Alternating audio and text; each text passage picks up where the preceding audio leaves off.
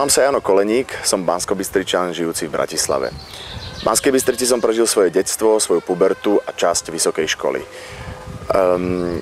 Ako dieťa som sa hral práve aj v tomto parku a v horách a lesoch v okolí. A bolo to naozaj detstvo, ktoré bolo tvorivé a kde som začal možno koketovať s tým, že raz sa budem venovať umeniu.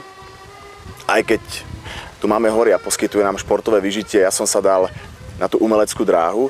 A možno aj vďaka otvorenej vysokej škole hereckej, ktorá sa otvárala v čase, keď ja som končil strednú školu v Banskej Bystrici. Po 2 rokoch som odišiel do Bratislavy, pretože Bratislava sa mi zdala byť väčšia na uskutočnenie svojich snov.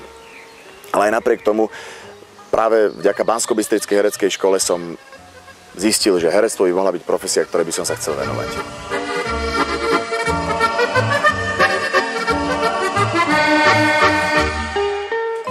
Herci a myslím, že umelci majú to šťastie, že ich práce je ich koníčkom. Možno to znie ako klišé, ale v dnešnej rýchlej dobe a snahe stihnúť všetko, čo je nám ponúkané, sa viac venujeme tej práci ako sami sebe. Ale myslím, že herectvo je práve práca, kde sa tak človek venuje sám sebe, že pri inom zamestnaní by to ani možno nešlo.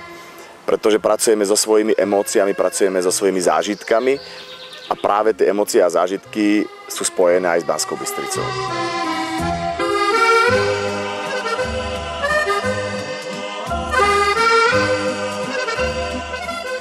Ako malý chlapec som často počúval z rozprávania svojej zlatej starej mamy, ktorá tu už medzi nami nie je, o tom, ako sa sama angažovala v rámci povstania.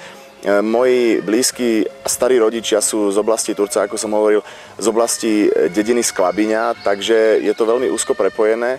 A stará mama práve rozprávala o svojom švagrovi a o svojej švagrinej a bratoch a sestrach, ktoré sa naozaj v povstaní nejakým spôsobom angažovali. Stará mama piekla, pamätám si, chlieb a nosila partizánom jedlo, čo je veľmi pekné. Spomínala na ruských vojakov, z ktorých sa jeden prešiel po ich dome až od predseňa až do spálne na koni.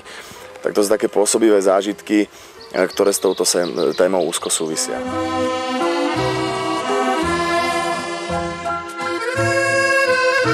Áno, bola to veľmi podstatná udalosť v našich dejinách. Ja si myslím, že by sme na to nemali zabúdať a vďaka aj takýmto aktivitám si to stále pripomínať a predstavovať to aj mladej generácii, ktorá sa to, aj keď možno nejak chladne učí z učebníc, je dôležité, aby prišla na tie miesta a si to pripomenula inak, alebo z toho, čo sa zachovalo, tak aby to dokázala nasať tú atmosféru a zažiť.